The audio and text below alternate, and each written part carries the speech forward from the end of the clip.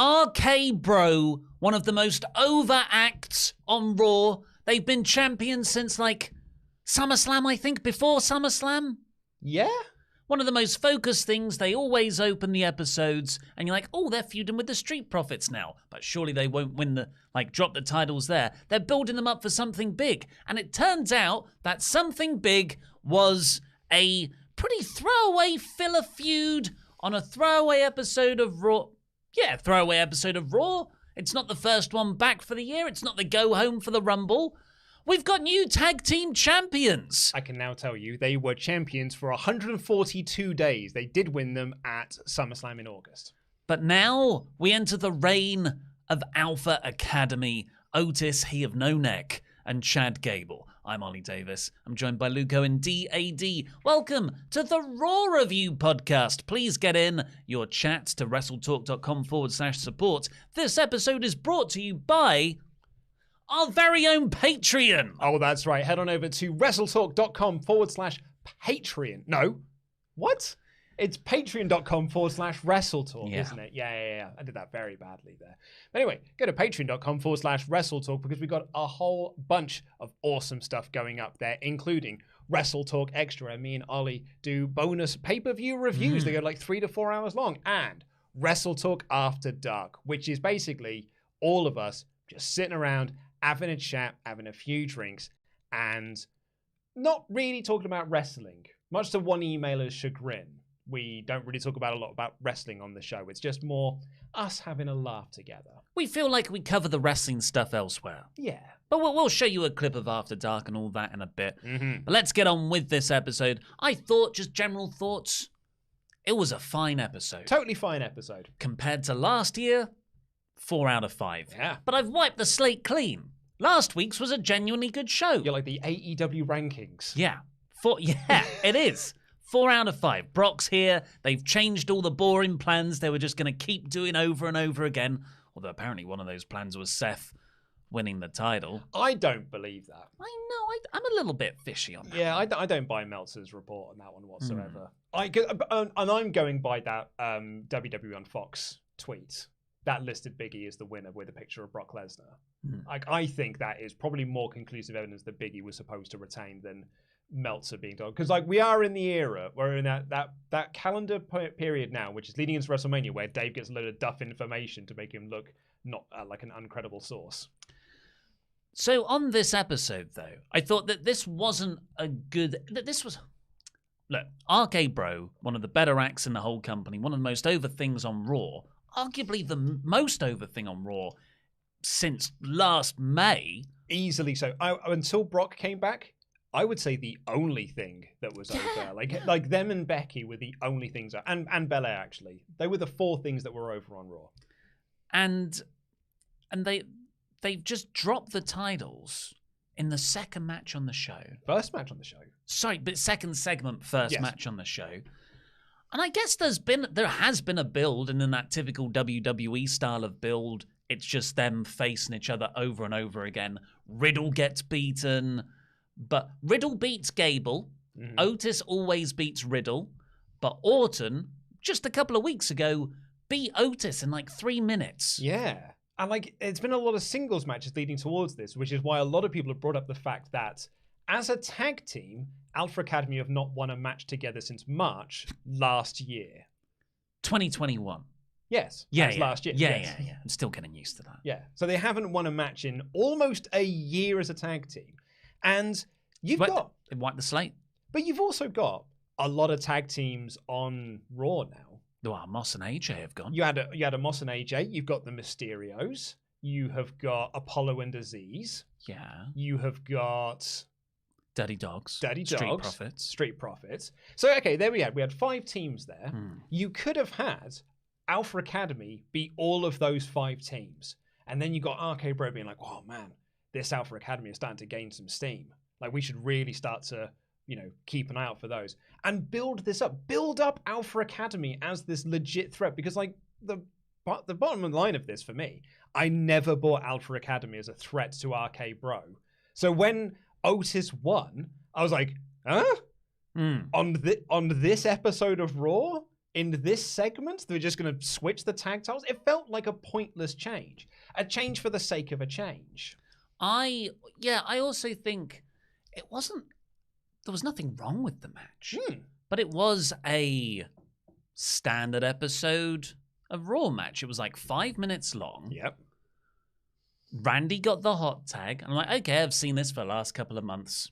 Randy now wins. But Otis blocked an RKO.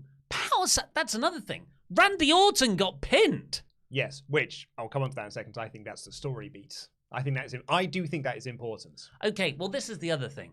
It's New Year. Wipe that slate clean. Alpha Academy, they're brand new. Riddle and Orton, we are entering Rumble Road to WrestleMania season. So perhaps Vince doesn't want the tag belts weighing them down, and he has other plans for them, or more likely, just for Randy Orton. Yeah, there is every chance that we're going to go Orton Riddle at Mania, and then Orton gets that win. Because I think it might be Riddle is the one who turns heel. Oh, well, no. I don't think Riddle's going to get a storyline going to WrestleMania. What, against Orton? No. You think this is going to end at... When do you think this is going to end? I think it's going to get tied up pretty fast. No. I think Orton's going to face someone... No. No. Orton versus Riddle is not a WrestleMania main event. Of course it is. It's the story you've been telling since last summer. He doesn't care about that. There's 2 nights of it. Oh my God. It's Randy versus Austin Theory.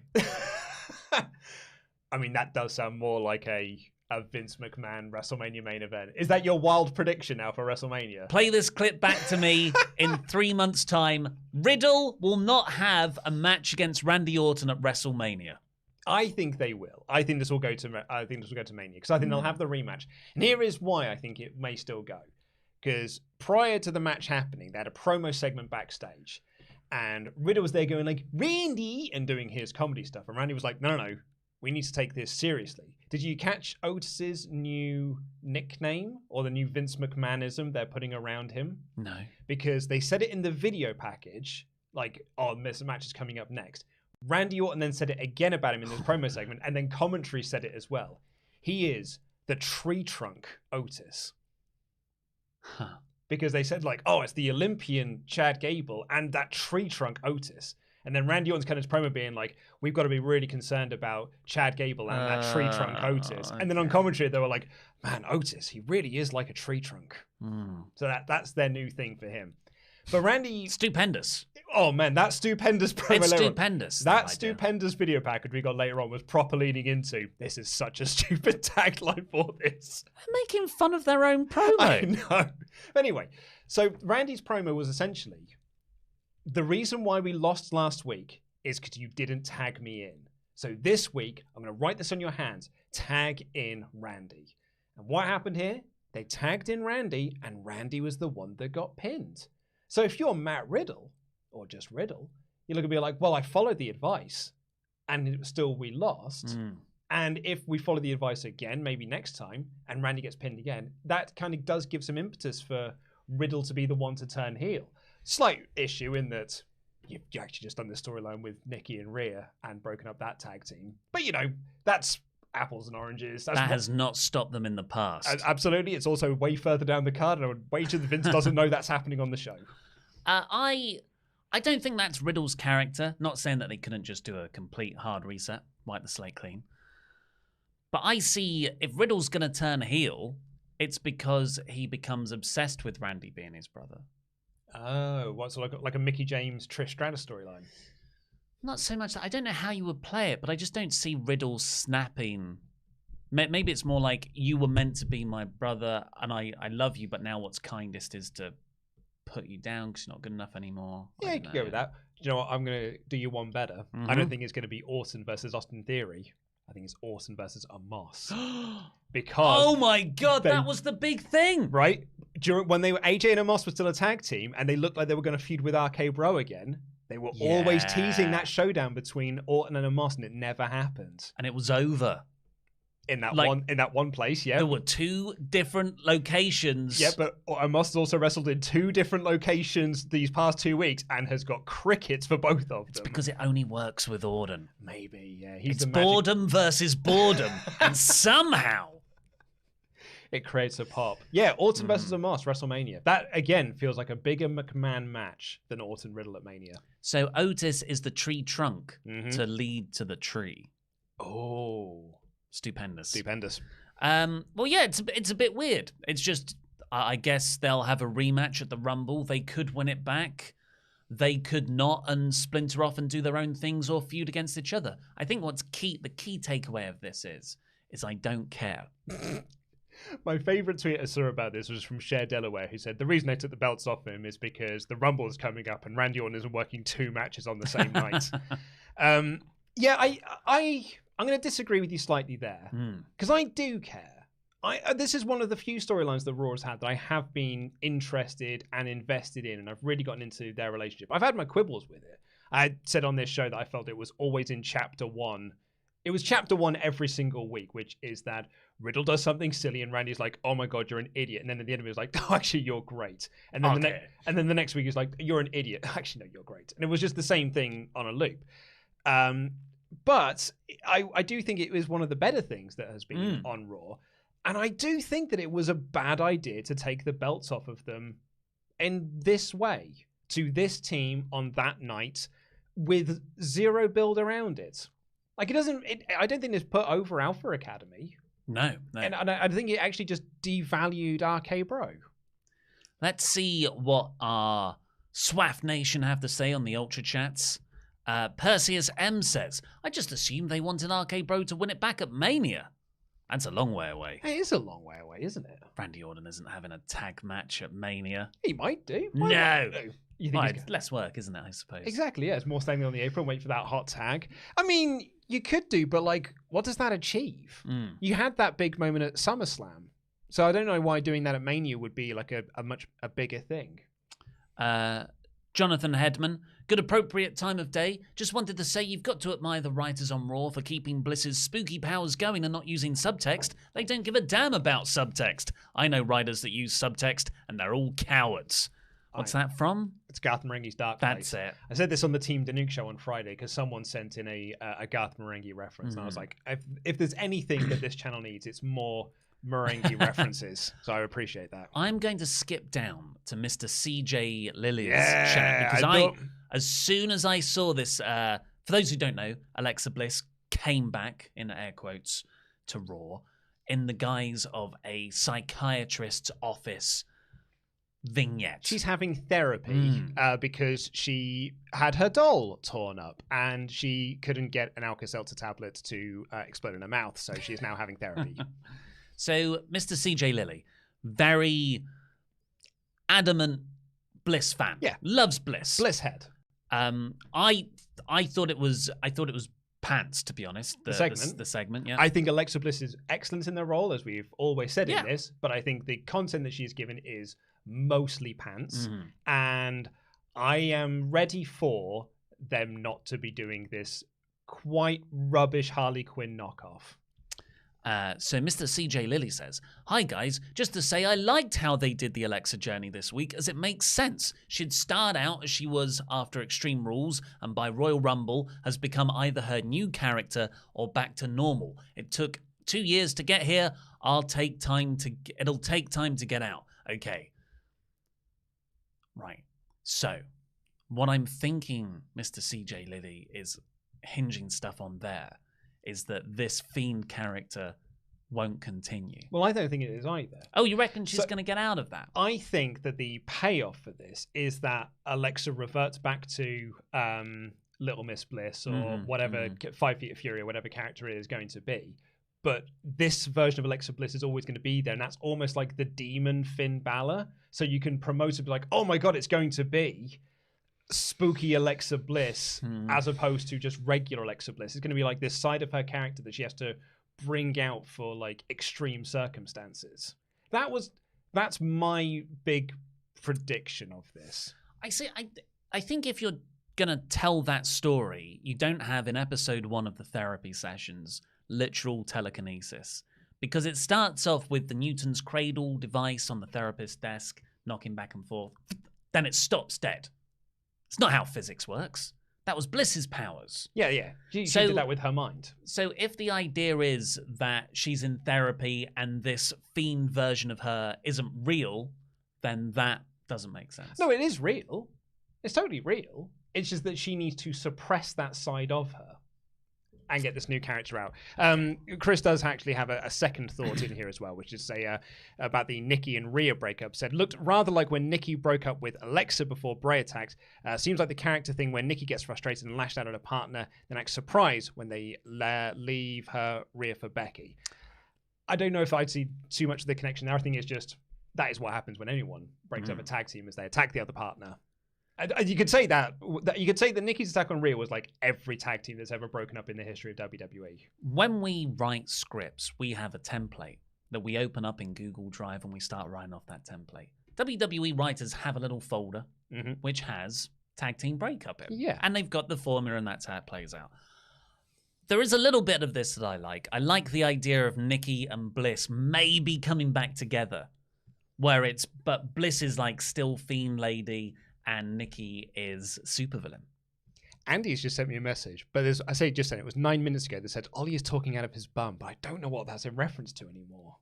Oh, that Randy Orton and Riddle aren't going to face each other? Maybe. I don't know. Clarify it. But it's way too vague. Yeah, we'll talk about the Nicky Rhea stuff when we get to it in the timeline. I'll just read a few more of these. Kevin says, I hate the fact that it took Big E losing the title for us to have this version of Brock Lesnar. He's so fun to watch. Also, Bobby might have the best beatdown I've seen by someone wearing a turtleneck. And actually, I mean, technically, didn't take Big E because we had this version of Brock Lesnar on SmackDown when he was feuding with Roman, which he's still feuding with. Was he wearing double denim? He was not. He was in proper farmer gear when he was doing that. Denim. Do you remember when people were making fun of Brock Lesnar's look when he returned at SummerSlam with his ponytail and his beard? It was like, oh, he looks so stupid. And I was like, he looks rad. Everyone's changed their tune now to be like, yep, that Brock Lesnar looks rad now. No, are people saying he looks rad? Of course, people are like how cool he is. Not in the denim. I don't think he looks rad. No? No. I think the ponytail version of Lesnar is well cool. When he got angry in this episode, it flopped onto his face. Charles Berg, Raw is a fever dream. Things happen. Why do they happen? Who cares? It's about moments. I did like the Nicky turn, but that's mainly because I thought it was going to be Rhea. The reason I thought that is because most tag teams follow the same script. Jam. Yeah. Right. Should we hear from our sponsors? We should. Us? Yes, we should. Head on over to patreon.com/WrestleTalk, where you'll get access to a whole host of cool things. There's Patreon shoutouts, there's personalized videos, there's so much extra bonus audio content like WrestleTalk Extra, the Team Danuke mailbag show for those of you that miss it. Me and Denise get together and answer your mailbag questions for an hour, and WrestleTalk After Dark, which you can enjoy in this clip. I can't do an impression of Laurie. Andy's an easier one to do an impression of. No, because you don't do an impression of me. You just I do a very good impression of you. Exactly, yeah. Actually, do a great impression of you. Oh, yeah. I'm not Alan Partridge. I'm hearing double here. 4 hours. I think that clip paints me in the best light. But it's a bit of fun, though, isn't it? I thought that clip was longer. That's the gulping of the water.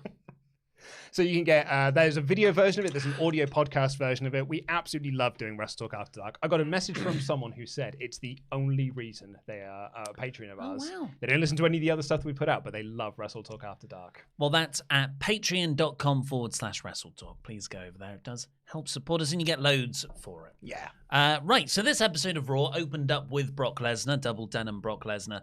And this was, again, one of those episodes of Raw that has no real coherent structure.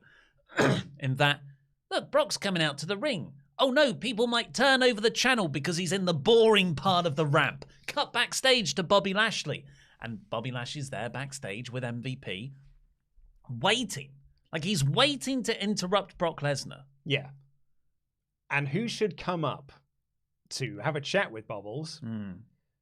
But the Hurt Business.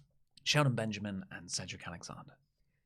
And they say, and correct me if I'm wrong, if I have misremembered this segment, Cedric and Shelton say to Bobby, "Oh man, it's so great being in a faction with you as the Hurt Business." Thank you, exposition, man. And it was just like, oh, just love being in a faction with you. You're a great boss. Let's go and take it to Brock Lesnar. And Bobby looked and was like, we're not a faction. F off, mate. What are you talking about? I haven't been associated with you for months. I haven't seen you since the Goldberg feud. Get out of here. And that was it. And they just broke up the Hurt Business for the second time when you just didn't need to. Yeah. Well, you did need to, because Brock was going to bury Bobby in the ring on the promo, and then Bobby needed to look good afterwards. So Shelton and Cedric then ran in to attack him, and Bobby could beat them both up. But that really meant nothing. Yeah. Because they had been portrayed as nothing. Yeah, and because they haven't actually been a group on screen. Like you said this in the edited review, they were only just put together. They were only put back together so that Goldberg could beat all of them up in Saudi Arabia, and that was it. Because they kept saying, like, on commentary, oh man, Hurt Business, what a faction. I'm like, are they though? Because they're never on screen together. Wipe the slate clean. 2022, the last 10 days, they have been a force to be reckoned with. And now they've just broken up. Spectacular angle to open Raw. This was actually a good segment, though. Brock, Bobby in the ring together. MVP and Paul Heyman were in there as well, who you would hope would do more of the promo stuff eventually. But now it was Brock and Bobby. Two MMA guys, famously not that good on the mic, but they went at it okay here. And Brock took I enjoyed it all, but I don't think it was optimum. I don't think Brock saying, "Who are you? I don't know who you are," was a good idea. I quite liked it. I think it's a very Brock Lesnar thing to do. In the same way that, like, when he was on SmackDown and he had all that stuff with Sami Zayn, you could see that look in Brock Lesnar's eyes, which is like, I have no idea who you are. And I like that, it's not just the lower level guys that he has no idea who they are. It's top stars who were the WWE champion for a lot of last year. Blue's Clue. I'm not having a Scooby-Doo who you are either. He only knows Roman. He knows Roman Reigns and he knows Paul Heyman, and those are the only two people. He probably doesn't even know who Vince McMahon is. He only knows those two people. Maybe Big Show. And he probably is thinking, like, where's he these days? Where is Big Show? But Brock sort of he told a knock-knock joke. Knock-knock, who's there? Bobby. Bobby who? Exactly. And the crowd lapped that up. And I think that's a testament to Brock's telling. Yeah. Brock was, and he has been in this return run, very charismatic on the mic. Yeah, and I enjoyed, because he went to tell this knock-knock joke, and Paul Heyman was like, man, Brock Lesnar telling a knock-knock joke in Philadelphia. Never thought I'd see the day. Hometown pop? No, let's just drop that in like Mick Foley would. And then, I thought it was a really, really good joke. Like, the problem for me is that, like, right at the end of this, he was like, you're nothing but a Brock Lesnar wannabe, and then did this mic drop. And the crowd didn't react to that final line. So, like, good line, though. It was a great line, but the crowd just didn't react to it. So it made the ending feel like the segment had this really flat ending, when it actually had this real high point with the Bobby Who. Yeah. That to me says that Brock knows who Bobby Lashley is. If he's trying to say he's a Brock Lesnar wannabe, maybe it was all kind of just pretending to mind games. Exactly. And Bobby had some really good stuff of, you've been dodging me for 12 years. I like that as well. Yeah, really good. Then we had the tag title match. Really nothing to talk about. Because it was only 5 minutes long. Yeah, just to reiterate as well, the Hurt Business tried to attack Bobby Lashley after the promo segment had finished, and it did not go well for them. Purely because Brock got the last line. Yeah, and now Bobby can beat them in a 2-on-1 handicap match next week. Oh no, you're right. Which he's done previously. Unless Brock and Bobby have to team up. No. How will they coexist? I could see Cedric and Sheldon winning. No. Because who do they pin? Brock and Bobby will brawl into the crowd and get counted out. Okay, let me ask you. Let me counter that. To what end? Exactly. Damian Priest. Damian Priest. A lot of people, they're just cutting promos to the camera. It said earlier today in the corner, and I didn't see that the first time round. So Damian Priest is in the middle, and the camera backstage says, "I declare for the Royal Rumble." Transition wipe. Then he's again in the middle of the camera, and the Street Profits are either side of him. I'm like, what? What's happening? But it did actually make sense. That was my Yeah. fault. This was for a 6-man tag, Damian Priest and the Street Profits versus those Dirty Dogs and Apollo Crews. Yeah. This had a really weird way it was laid out in terms of the entrances. Yeah. Because the Street Profits made their entrance. Just a reminder, it's a 6-man tag. Street Profits and Damian Priest versus Dirty Dogs and Apollo. Street Profits make their entrance. Cuts to an ad break. Comes back from the ad break. And all of the heels have made an entrance together and are standing in the ring. And then Damian Priest makes his entrance. It made it look like it was all of them against him. Yes. Yeah, it was. Yeah, it didn't work. But I think that it shows who the company see as real stars. Yeah. And that And they didn't win. Yeah. Good point. I'm happy that they're putting Priest in this position. I think he feels a bit like Edge in the early noughties. Like they're using him a lot and they're giving him the right amount of exposure. Hasn't lost a singles match. Yeah, but it just hasn't properly clicked yet. That's because he's got a doofy character now. But I don't think it clicked well before either. I think when he was with Bad Bunny.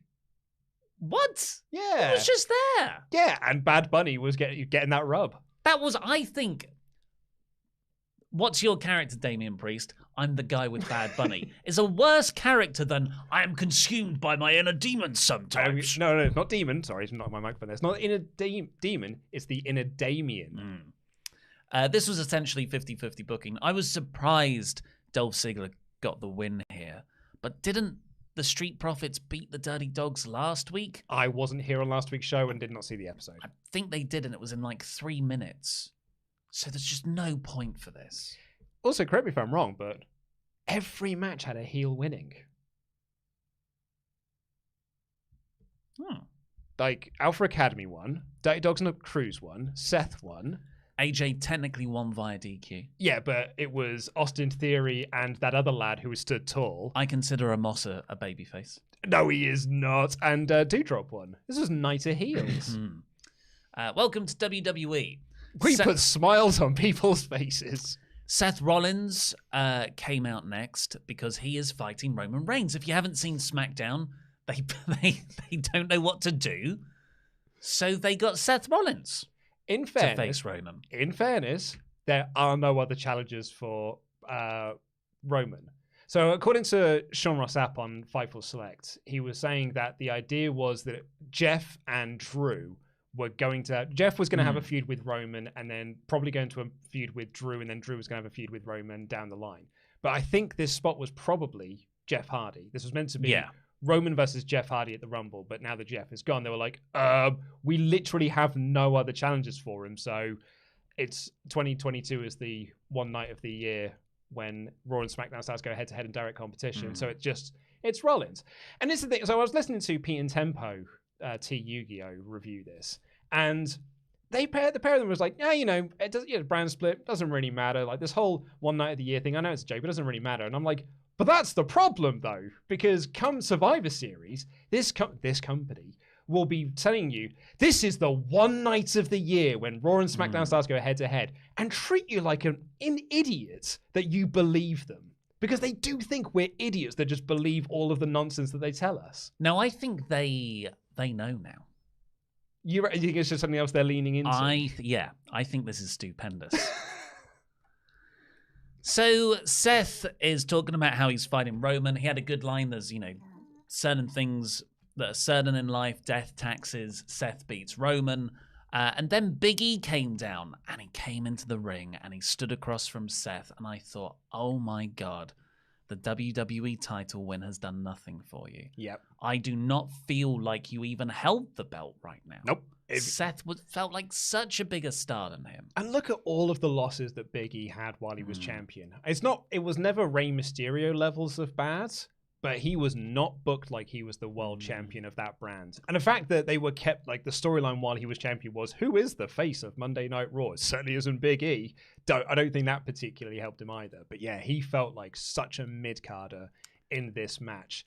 And yeah, and then he lost to Seth Rollins here. Good match. Yeah, very good. Really good match. No reaction. Absolutely. Oh, man. That was the other thing I wrote down. I was like, man, Big E came out to crickets. It was terrifying. I mean, with that said, most people came out to crickets. Edge didn't. Well, yeah, but Edge is a legend, as is Randy Orton. Like, who got the big pops in this show?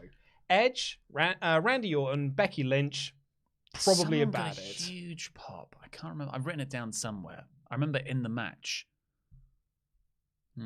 I don't feel like many people were over on this show. And yeah, Big E was just like, man, crowd is remarkably quiet. And they were so quiet for the match as well, even though these two were like going out there trying to kill each other. And it was a really, really good match.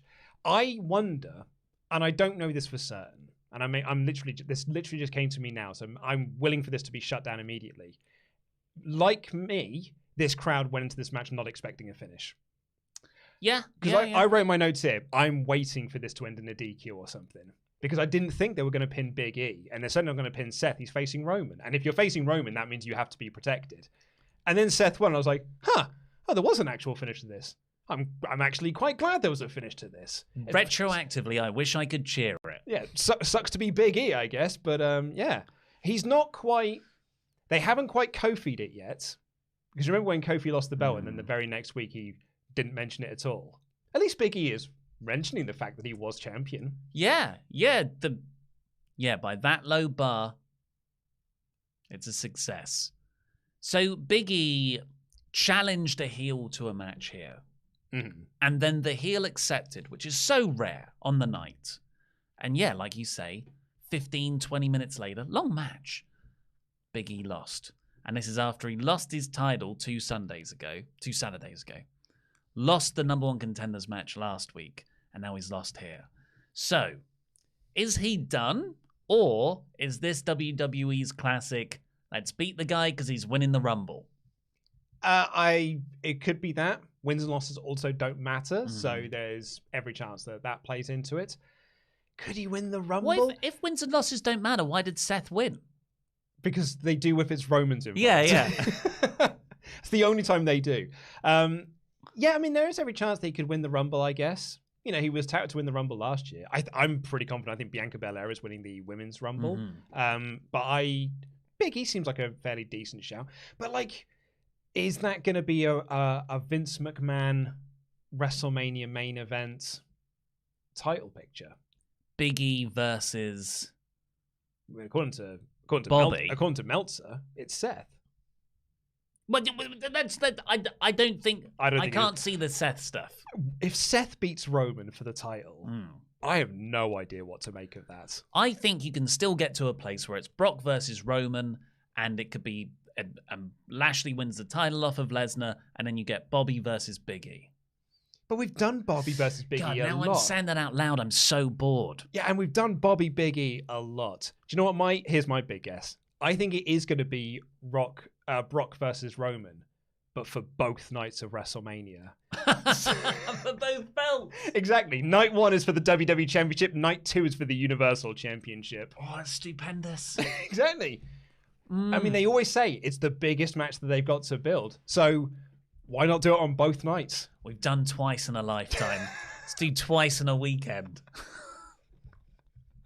After that, Rhea Ripley and Nicky came out, and it was for like an announcement. And Nicky was like, "We are challenging Carmella and Queen Zelina for a tag team title rematch." Oh, did I groan? Yeah, I literally went, "Oh no." Yeah, but thankfully it was an angle. I got worked. Yeah, Rhea Ripley said, "Awkward, actually." I don't want to do that. Let's break up. Well, what she said was, "That's not what we were here to do the accent." Rhea, oh, mate. Are you going to be Nicky in this? That she also has an accent. She does. She is Scottish.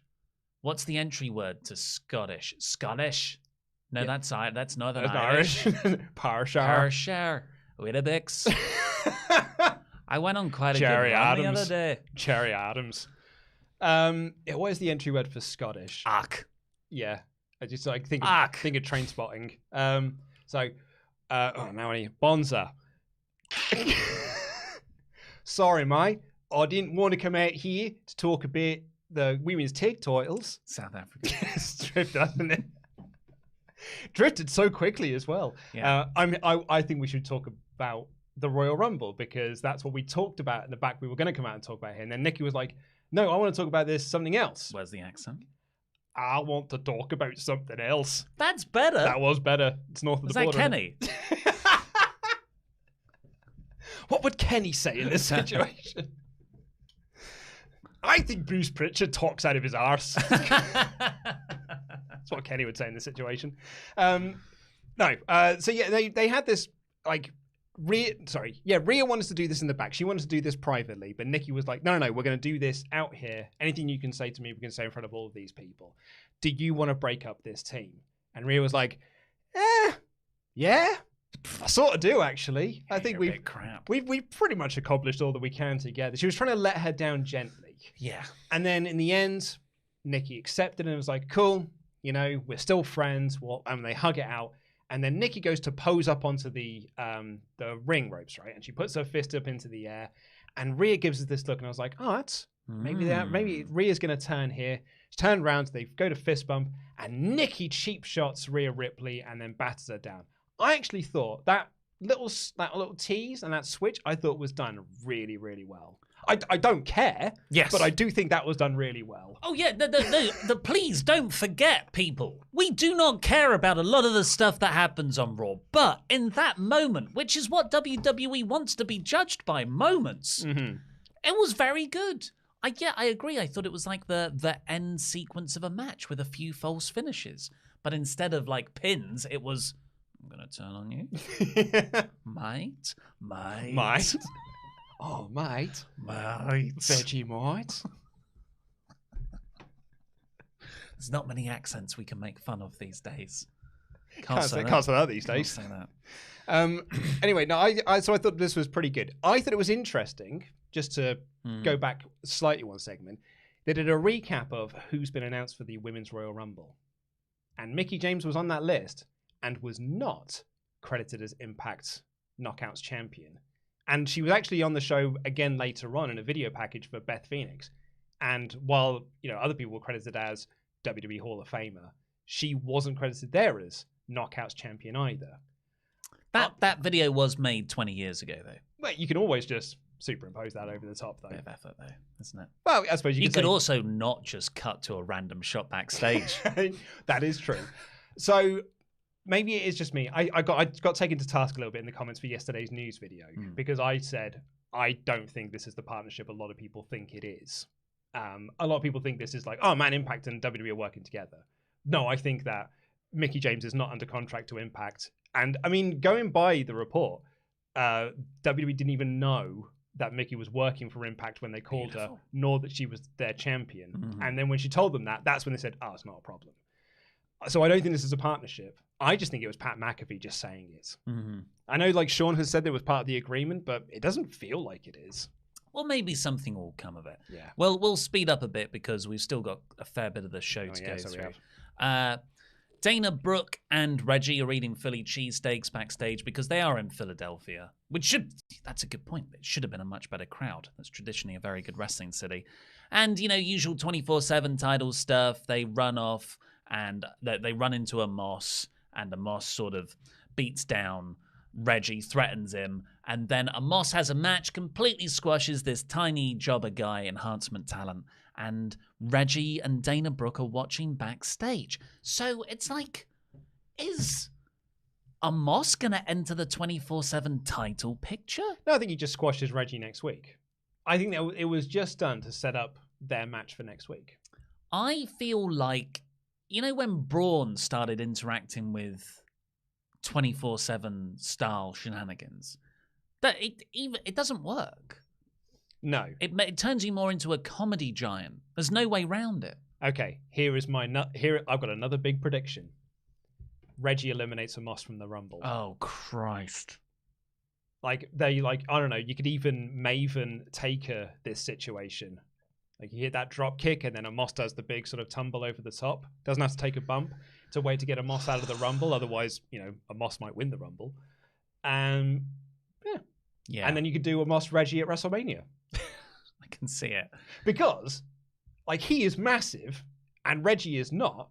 So can you imagine the graphics they could do around that? And the flips, the height that Reggie could get off of an Amos springboard. I love it. That should be a tag team. I was going to say, yeah. Just one thing to add in all of this. When Dana Brooke and Reggie threw their cheesesteaks off camera, the camera then panned around to reveal Tamina, like, with a cheesesteak on her chest. She's covered in cheese, and she's also holding another cheesesteak, as if she's just been hit by them. Yeah. But they weren't. They were evidently not the same cheesecakes. And she was cheesecakes. She was just standing there with all this cheese over her. Yeah. I don't care. Like I know it's because that basically means that she was off camera rubbing herself, cheese on herself. rubbing cheese and meat on herself, indescribable meat on herself. But this is the same comedy segment they've been doing for nearly 3 years now. Yeah. Edge welcomes his wife Beth Phoenix down to the ring for an EdgeTV segment. That's not what it's called. It's called The Cutting Edge. That's not what I've written EdgeTV in my notes. Again, don't care about this. Edge was like, look how great you are, my wife, and played a video package, which we already talked about. And Beth was like, I'm going to you later on. Yeah. Thank you for talking me up. Yeah. I'm Randy now. I wanted to say this to you earlier as well, but you know your line in your edited review was like, she loved it so much she was going to sex him later on. Adam popped. Yeah? Got a big laugh from Adam in the office. Oh, that's nice. Because I know that he doesn't laugh at anything. Because you're constantly searching for his approval. So I thought you might enjoy it. Yeah. Yeah, I am. And then Miz interrupted, got some usual heat, and kept on ragging on Edge and Beth and talking up his own wife. And then Beth started cutting a promo back, and Maurice slowly backed away. So Maurice is terrified of Beth. Yeah. Wouldn't this story be so much better if Miz had won at day one? Because the story we have got here is that Edge constantly one-upped the Miz, then beat him, has eliminated his wife from the proceedings by having his own wife there, and then they're just going to win at the Rumble. This feud sucks. It's Edge, Randy Orton at WrestleMania. No, what? This wraps up at Rumble. Yeah, I mean, it has to. Edge Orton. Finally in front of fans. Oh. They never got to do it in front of fans. No. I mean, we all watched it, though. I think it's still going on. In some pocket universe. 60-minute time limit. No. I think Orton and Moss is... I mean, maybe you're right. Then we got Austin Theory versus AJ Styles. Austin Theory had to win or something because Vince McMahon gave him the advice or told him not to screw it up. It just went 5 minutes, and then Grayson Waller from NXT, beat up Styles, DQ, win to Styles. So Theory lost, but he didn't seem to care. This was, I guess it builds the Styles Grayson Waller match tonight, but for the Theory Vince McMahon stuff, this made no sense. Well, surely then Vince can next week and... You should have.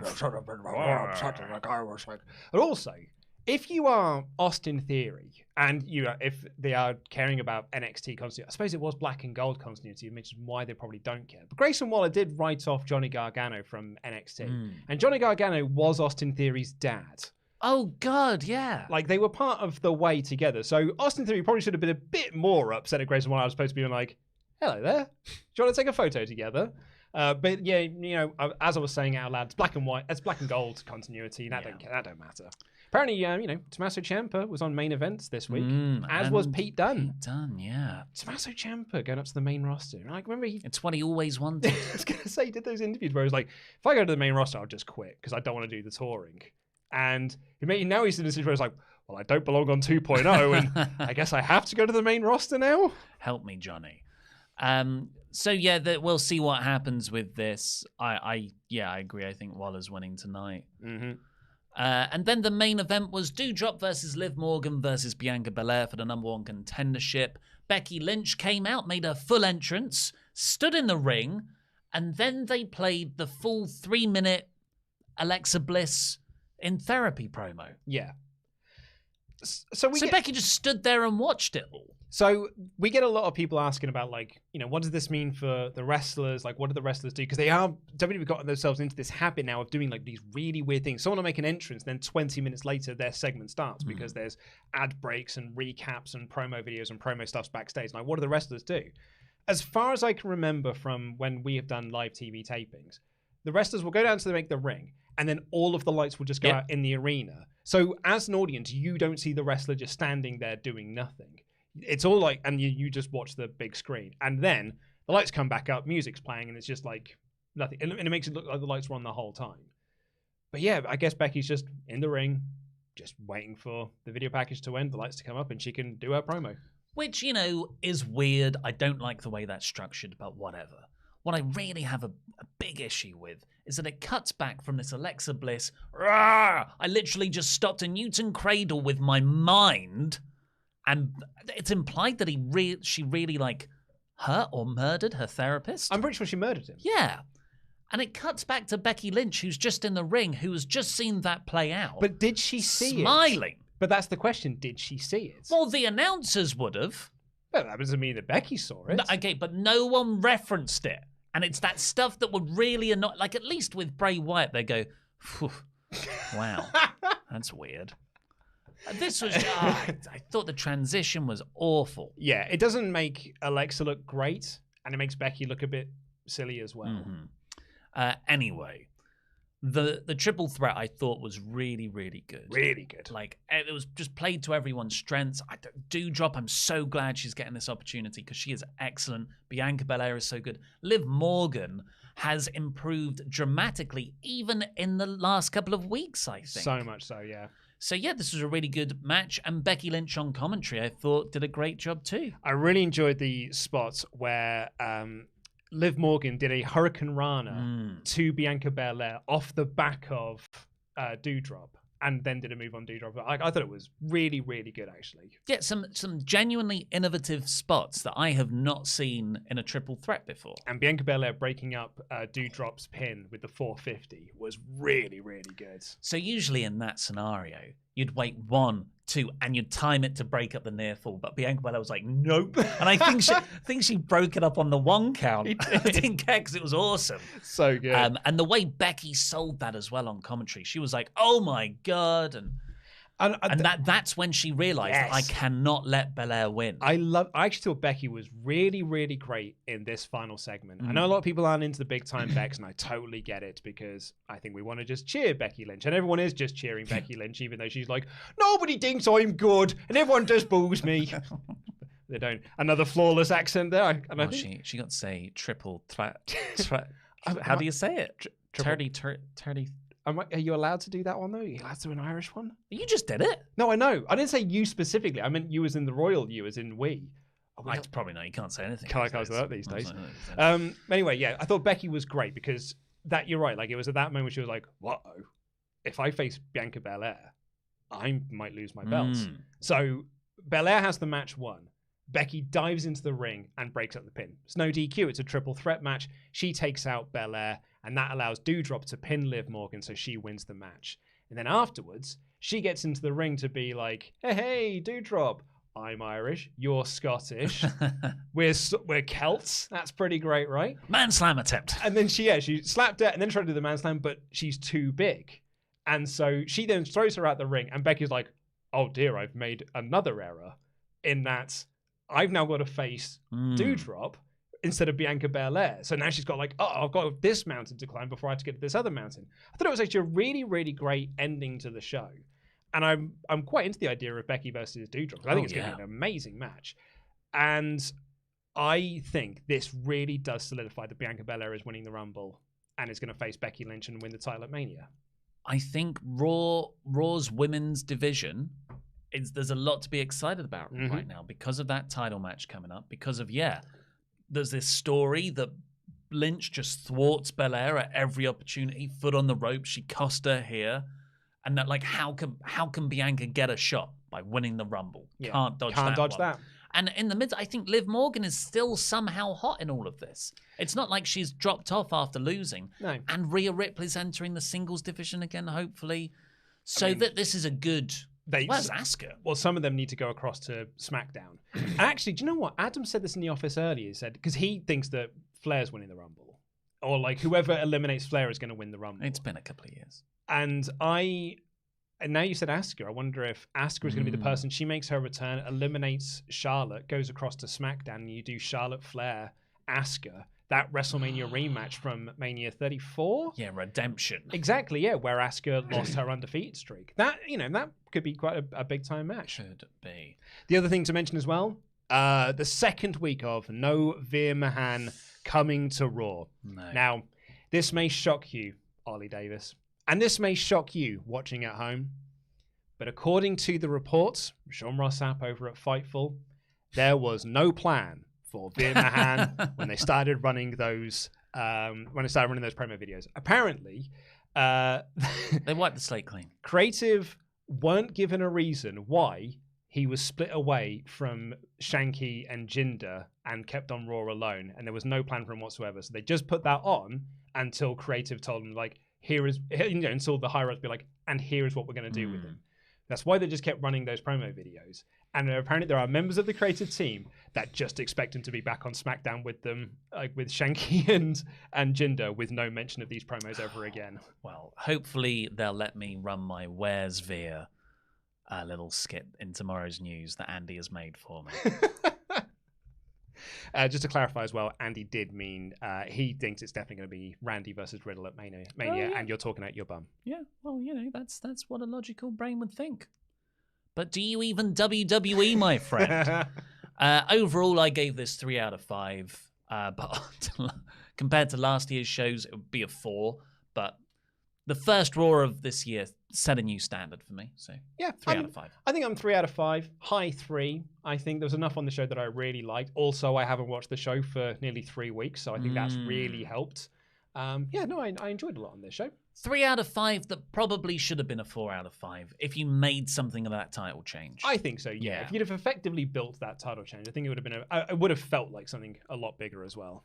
Right, so before we get on with the remaining Ultrachats, we're sponsored by our own Patreon page today. Go over to patreon.com/WrestleTalk because not only will you get exclusive audio podcasts from years of those shows, potential video calls with the WrestleTalk team, but also a shout out on this very show, like Send Me to Heaven, Evan Reich. Sorry, Hall of Fame music. Who Wants to Walk with Daniel Elias Chrysler? Poor old Elias. Where's he been? Have a glass of sherry, Martel J. Simmons. Elias is dead. We literally saw that, didn't we? Ari and Shifra. The booze awaits. This is some kind of Patreon shout out, Nate. Drop surname. You'll never get this name right, you idiot. Matthew Zimczewski. Willie Biggie Singleton. Billy Buchner's Day Off. Meticulous Michaela Traub. Duncan, just Duncan. How do you like them apples, Marcel Dura? Jeremy Spoken, Glass today, Smith. Done that thing again where you didn't do the down inflection. Oh, yeah? Yeah, because that was the last one. That's because I had to do my Pearl Jam singing, unfortunately. But anyway, that is the Hall of Fame class for Tuesday, the 11th of January, 2022. Also on over on Patreon, Fan Quizzlemania. You can sign up for that and take part. If you enjoy Quizzlemania, great lineup for tomorrow's Quizzlemania, by the way. You can do your own as a Fan Quizzlemania. You can get to join in, try and beat Greg Cherry. And though you talk about those, you said there's years of WrestleTalk Extra. It goes back to 2017. Wow. 2017, that is 4 years of audio content to dive into. Delightful. 5 soon. When Yeah. did we start that up? In August? So 4.5 years. August, wasn't it? October. Yeah, it was August, yeah. Right, let's finish off these Ultra Chats. Mr. Pure Sarcasm says WWE's idea of making new and exciting stories just to have all the heels win. This just felt like a very strange episode, even for Raw. Was a They've heelish been night. doing heel wins for ages. Riot DR. I wholeheartedly believe Shelton Benjamin and Cedric Alexander deserve so much more than to be brought out to be beaten by muscle-bound men. Seriously. Also, has Veer given up coming to Raw? Possibly. Kevin! Prediction. Not my wish, but a prediction. Orton leaves Riddle behind him and pursues a solo career. Riddle still wants to be Randy's friend and challenges the Academy at WrestleMania. Orton refuses, but then reunites with Riddle, and then Luke says... What a moment. Yeah, that's quite sweet. I like that a lot. Yeah, that's really good, actually. The Guilty Hat. Has WWE given up on baby faces? I mean, yeah. Yeah. Where have you been? There have been 3 title matches announced for the Royal Rumble, and the closest thing any of them have to a face is Paul. Who? Heyman, I guess. I mean, Brock is 100% a babyface. Brock is at best a tweener, they say, and everyone else is a heel. Or am I going crazy? Who am I supposed to support? Brock. And, you know, Roman. just Brock. Well, no, because Roman's also a baddie. No, he's a babyface. Is he? Everyone cheers him. Well, that's because they cheer him as a heel. Same with Becky. She is a heel. Brock's also a heel. He's a bit of a douche. Brock is not a heel. Brock is 100% a babyface. You are blinded by the ponytail. Riot DR. Hearing the announce desk team say Seth frickin' Rollins is about as odd as being called your nickname by your mother. Lukewarm Luke. Dinner is ready. Just a thought. Jam that jam. My mum did often say that. Lukewarm. Yeah. Lukewarm. Lukewarm Luke. Dinner's ready. Kevin. Haven't ultra chatted for a while, so take my money. In the 3 single title matches at the Rumble, there is only one babyface, and it's frickin' Brock Lesnar. What is going on? Yeah, there were some people who thought we might get a Seth Rollins face turn, but then he was 100p a heel on this show. I don't really mind it, just because I feel like a lot of these characters are kind of tweeners. You know, like if you go back and look at the Attitude Era, the heel-face dynamic isn't that clear either, but you can't deny the star power. And what I appreciate about this Rumble lineup is it does feel, those single matches feel star powerful. I completely agree with you on that one, especially because like the Rumble is often seen as the time where you can put some lower level matches on. Sorry? Like Bob Holly. Like Bob Holly, exactly. Or like, last year, do you remember last year it was going to be Adam Pearce? And then it wasn't. No, that was always a storyline swerve. No, well, I wasn't know, it? but like it was for 1 week. It was going to be Adam Pearce, Scrap Daddy getting in the ring again. But I like the fact that we are getting Brock versus Bobby, which we've never had before, and Roman versus Seth, which they have kept so protected and kept so far apart from each other, even though they were on the same smegging show. Be a great. It feels like a match. really big deal to have that match. Although I think it would be real weird if Seth wins. 10 Ruzza has a bunch of chats here in sequence. Hey guys, this was my first Raw in a while, and my god, it was rough apart from Brock and Edge. This was terrible. Nicky and Rhea can't do promos. RKBro should have lost at the Rumble, and I don't care about a lot of this stuff. Love you guys. I agree with that, but I don't think it was a terrible show.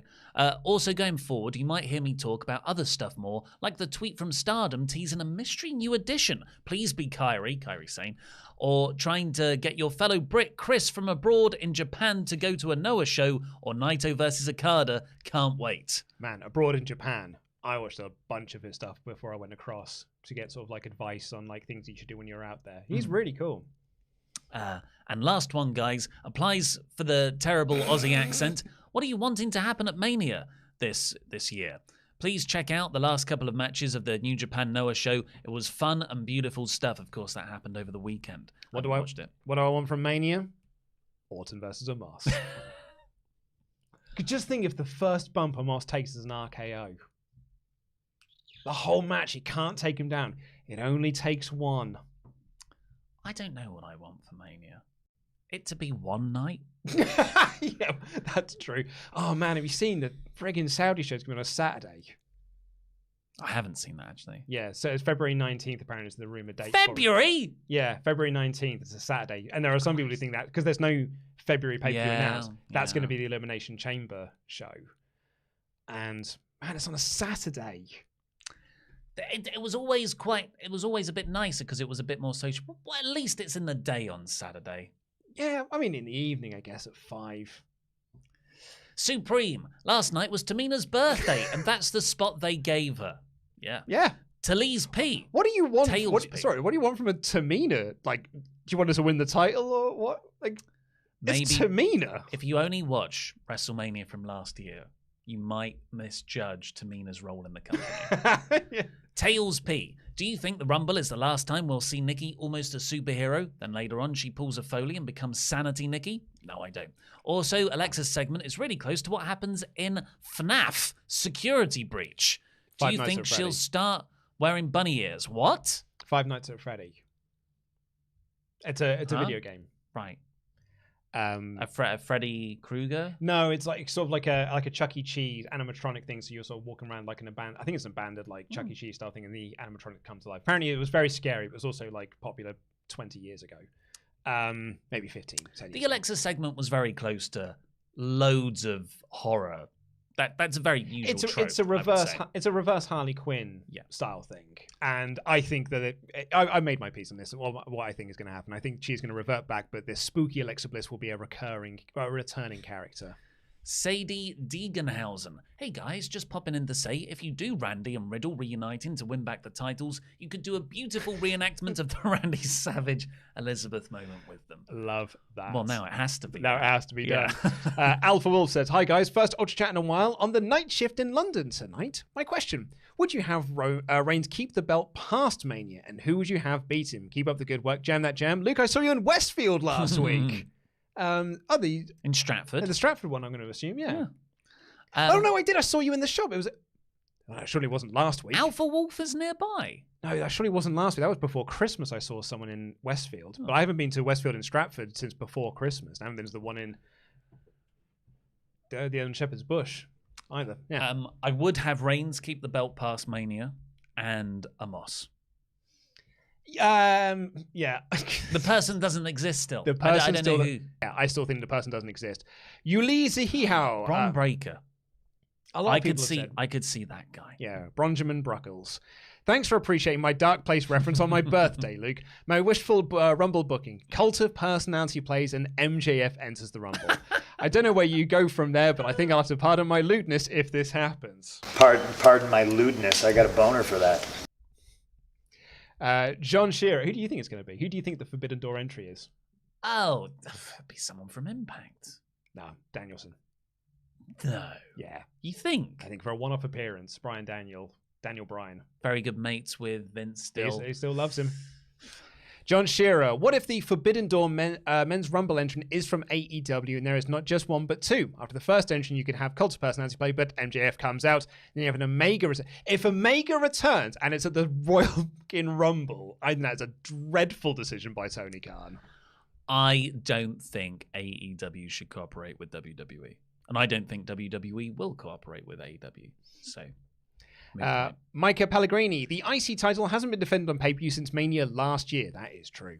And hasn't been defended since September. Titles don't matter in WWE. That's why Big E doesn't feel like a star, because there's championship overload in WWE. Want to care, I just can't anymore. Yeah, that's not the reason. Shinsuke has not defended that belt in forever.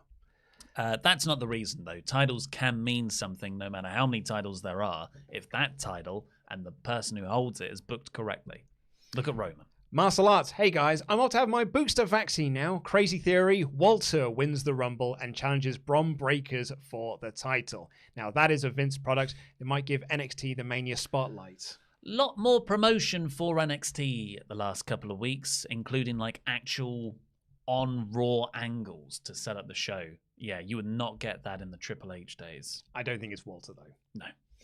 HCB. Hi guys, my two biggest wrestling pet peeves are heel versus heel matches and face turns that make no sense. So I'm glad I'm at the Rumble. I'm getting two heel versus heel match and one match where people turn babyface for no reason. Great matches, weird narrative. Xavier Tenker said, off topic, Ollie, how does it feel to be a standard, well-known character in Akinator? Luke is harder to find.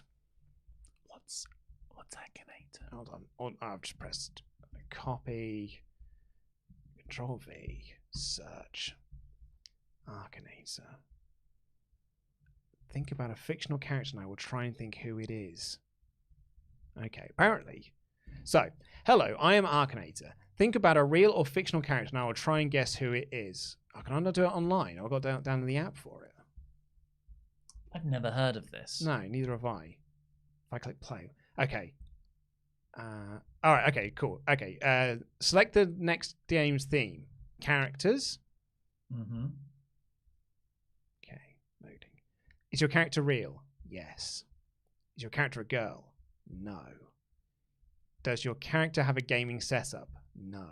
Is your character more than 40 years old? No. Is your character a sportsman? No. Is your character a singer or does he work with a singer? No. Is your character an actor? No. Does your character personally know you? In this case. In this case, yes. But I think for the purpose of this, I've got to say no. No. Is your character a YouTuber? Yes. Is your character American? No. Is your character Indian? No. Is your character British? Yes. Is your character white? Yes. Does your character have a gaming channel? No. Is your character, how many of these? Considered hardworking? Yeah?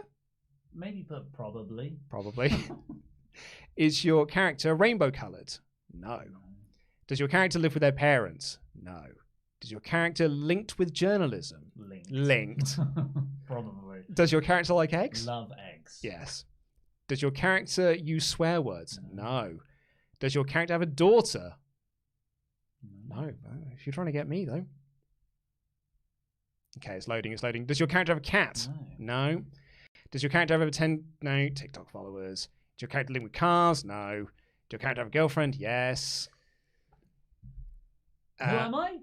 I think... Park Worldwide. Who's this guy? It looks like me when I was 14. This looks like an old Facebook profile picture. Yeah. Well, that was a waste of time. Thank you. It really was. Thank you. And lastly, from our moderator, Garage Art. Random question. Do you know of any stories of someone coming out as a source for a wrestling journalist before? P.S. Moderator Amanda had her baby yesterday. It's a girl, and names are currently pending. Send congrats. I didn't know that. It's amazing. Well, it was on the morning meeting, but you were in another meeting. Oh, yeah. Yeah, but congratulations to Amanda. Amazing news. Do you know Andy said that she... Like, we didn't know, and she was still writing. She was like, I can write a few more articles when she was about to give birth. No way. That is nuts. She was like, I'll be back on Wednesday. And Andy's like, no, take some time off. Yeah, take some time off. Also, thanks for everyone who was saying that was such good see. Because that really was such good see us playing Akinator. You can see the little viewership went up. It did. You said Akinator, and YouTube were like, recommend that video to everyone. I've not heard of it. Is it a thing? It must be. Last one has just come in from Alpha Wolf, who said, further to my last, I do work near you guys. I'm a PC in London. I did mean the Stratford Westfield, and thinking back, it was a few weeks ago. Don't realize where the time has gone lately. Jam that jam. Weird. Yeah, it has been weird, hasn't it? Thank you, mate. Well, thank you to everybody who joined us today. Back together again, Luke and Ollie. We'll be back for AEW Dynamite on Thursday. And what else have we got coming up this week? Well, tomorrow it will be NXT with Pete and Tempo T Yu-Gi-Oh! Where Sean Ross Sapp effectively said on Fightful's post-Raw review, Grayson Waller is going to beat AJ Styles on tonight's show. So get ready for that one, folks. And then on Friday, Pete and Tempo will be doing the show with Denise because I am off for the day. And the SmackDown review at the weekend. Until then, take care, everyone. Please subscribe as well. Oh, I didn't tell you this. I've got a plan for 70,000 subs. Ooh. God. I'll tell you about it tomorrow. Okay. So please do subscribe to this channel. We're trying to get to 70,000. We will see you tomorrow. Take care, everyone. Jam that jam. Love you. Bye.